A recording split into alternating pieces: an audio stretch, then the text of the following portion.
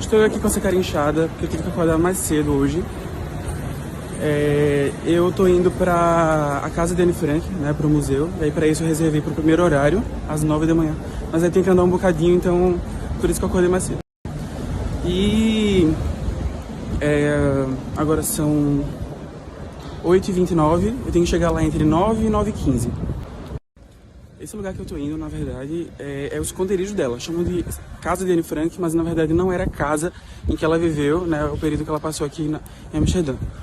É o esconderijo que ela passou 2 anos, né, depois da ocupação nazista, aqui em Amsterdã, depois das restrições, e depois que a irmã dela recebeu uma carta de convocação para ela ir para um campo de concentração, né. Justamente depois disso, o pai dela resolveu se esconder para evitar que a família começasse a ser deportada para os campos de concentração. Anne Frank nasceu em Frankfurt, na Alemanha, e ela veio para cá com 5 anos. Ela veio para Amsterdã justamente porque o partido nazista tinha dominado Frankfurt e estava havendo muita repressão contra os judeus. E aí chegando aqui, ela chegou aqui em 1934. Até 1940, Amsterdã era uma cidade muito segura para os judeus. Mas aí, como eu falei até no vídeo de Roterdã, os nazistas chegaram aqui, eles destruíram Roterdã nesse mesmo ano. E aqui eles começaram a implementar várias medidas contra os judeus. Então o judeu não podia mais pegar transporte público, o judeu não podia mais sentar em banco de praça, não podia mais ir para cinema, que era uma coisa que ela gostava muito. Inclusive na casa dela tem muitas referências de filmes que ela gostava. Então, eram inclusive escolas. Os judeus não podiam ir para escolas tradicionais, eles tinham que ir para escolas de judeus que foram criadas justamente para segregar, né, a população judaica.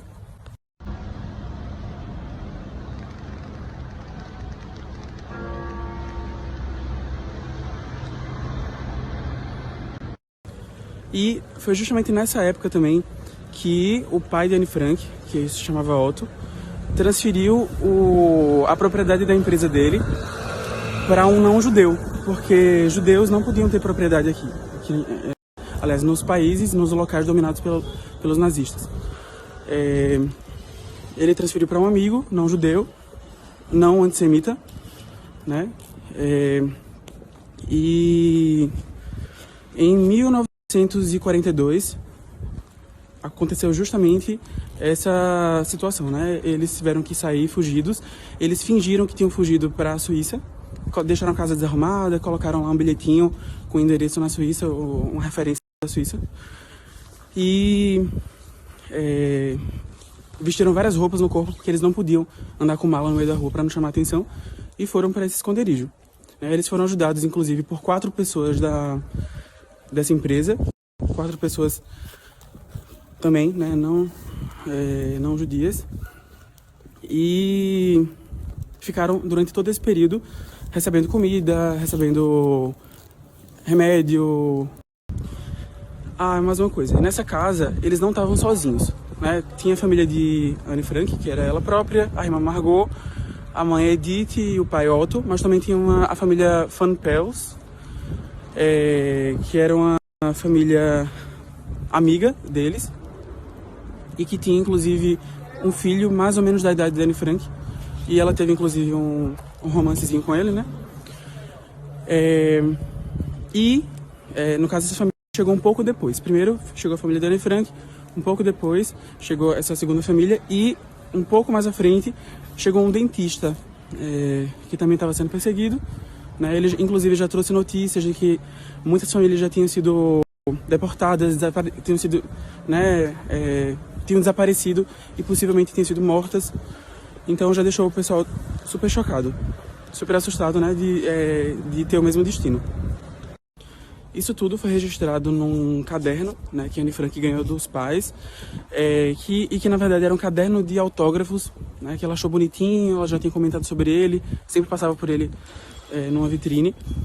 E aí o pai dela comprou. O pai dela era acadêmico, era uma pessoa... Na verdade, o pai dela lutou no exército alemão na Primeira Guerra Mundial.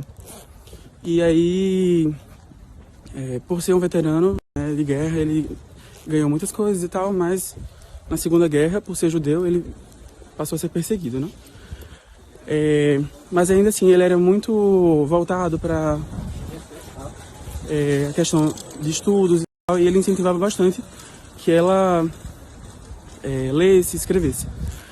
E ela pegou esse caderno de autógrafos e transformou num diário, que foi justamente o Diário de Anne Frank, e que ele foi escrito, foi deixado lá no local, e daqui a pouquinho eu conto o resto. Esse aqui é o local, né, o museu, a casa da Anne Frank, que é justamente o local original. E pelo que eu fui informado, não é possível tirar fotos aqui dentro.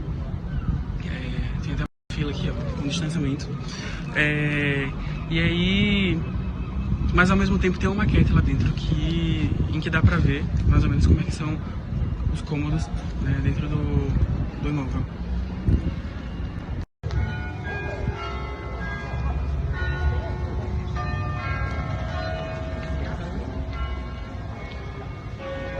Como eu tinha falado, né, ali tem escrito ingressos apenas online, apenas disponíveis online.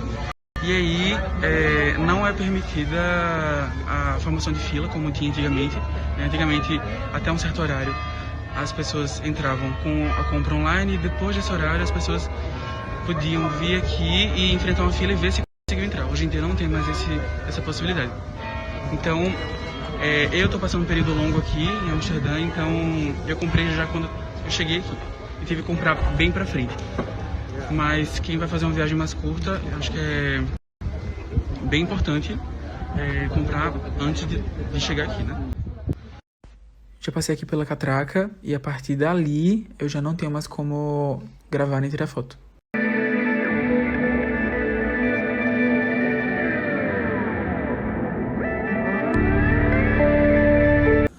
Finalizei já a visita aqui à casa de Anne Frank e durou 1 hora o trajeto total, né? A gente visita os cômodos e também assiste alguns vídeos, a gente vê alguns documentos, né?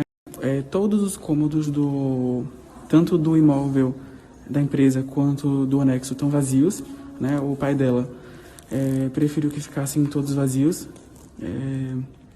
para não fazer uma simulação. Ele falou que inclusive era uma forma de mostrar o vazio que os judeus sentiam por tudo que passaram, né, durante o período.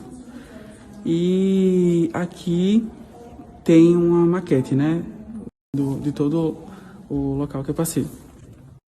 E aí, para acessar o anexo, tem um certo ponto do imóvel que tem um armário, né, a gente entra por trás do armário e quando a gente passa tem essa escada que vai para o segundo andar, que eu vou mostrar já já. Mas a gente acessa primeiro aqui, né, e aqui é um dos quartos. Ele estava vazio, como eu falei. Aqui tem um outro quarto, e aqui era justamente o quarto que Anne dividia com o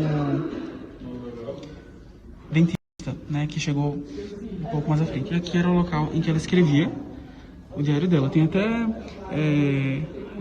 como se fosse, né, uma representação do diário. Ele era justamente assim, xadrezinho. E voltando aqui, tem o banheiro, né? Eles tinham que fazer silêncio no intervalo entre 8 da manhã, se não me engano era 8 da manhã e 4 da tarde, que era o período que a empresa funcionava. Então eles não podiam nem usar banheiro, nem nada, tinham que ficar parados na cozinha. E a cozinha eles acessavam justamente subindo essa escada aqui. E aí a continuação do imóvel cadê? Pronto. A subida é justamente aqui. Aqui fica a cozinha. E eles ficavam justamente esse período inteiro sentados aqui na cozinha para não fazer nenhum barulho. Isso aqui o piso é assoalho, então faz muito barulho quando a gente anda lá. E, enfim, como eu falei, tá tudo vazio, mas a bancada aqui da pia original, ainda continua lá, e eles pedem inclusive para não tocar, para não desgastar, né, o material. E por último, tem essa subida aqui, tem essa escada para o sótão. O sótão não é aberto para visitação, né? Mas tem um filme no YouTube, inclusive, legendado em português, que é o Diário de Anne Frank, que, né, eles mostram todos os cômodos e tudo. E aqui, né, no sótão era o local em que ela subia e ela, de vez em quando, abria a janela para dar uma olhadinha como é que estava a rua. Ela sempre via um cachorrinho pela janela. E, enfim, era a única conexão que ela tinha com a parte de fora do imóvel, né? E aqui tem as várias versões do livro, né? Ele foi traduzido para 70 línguas. E aqui existem algumas. Não encontrei português. Inclusive o livro, inicialmente ele não era chamado O Diário de Anne Frank, era chamado de O Anexo. E aí, depois de um tempo é que o pai dela, né, resolveu colocar como título O Diário de Anne Frank. Mas enfim, tem várias línguas aqui.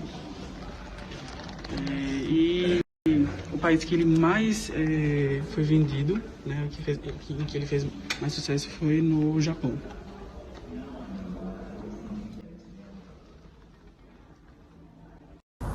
Anne Frank hoje teria 92 anos.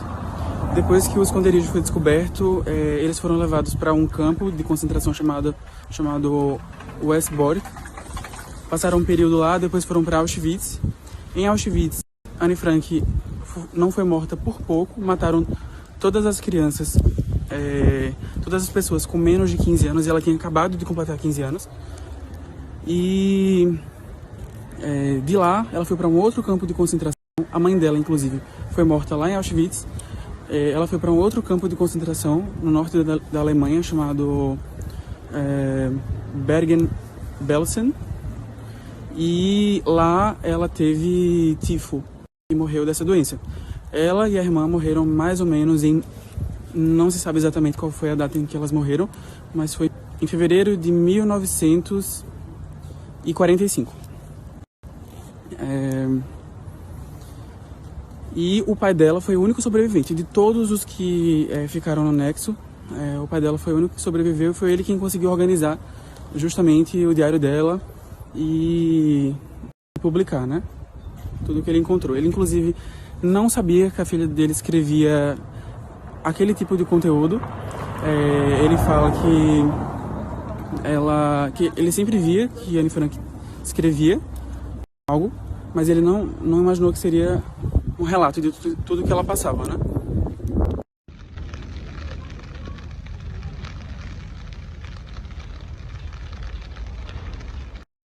Aqui eles têm uma preocupação muito grande de expor o que aconteceu no período do nazismo, no Holocausto.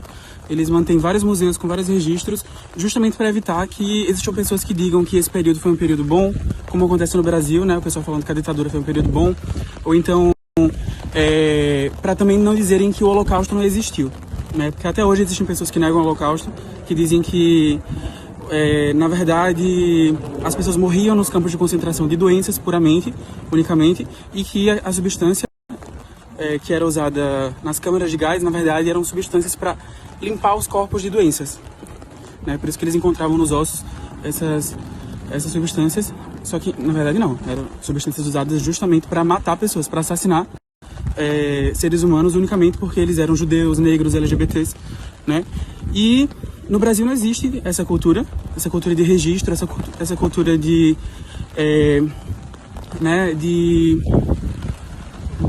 dar à população a informação concreta do que ocorreu em determinadas épocas. E o que é que isso leva? A eleição de Bolsonaro, leva a Bolsonaro ameaçando o golpe, e ainda existindo gente batendo palma para o que ele faz, né?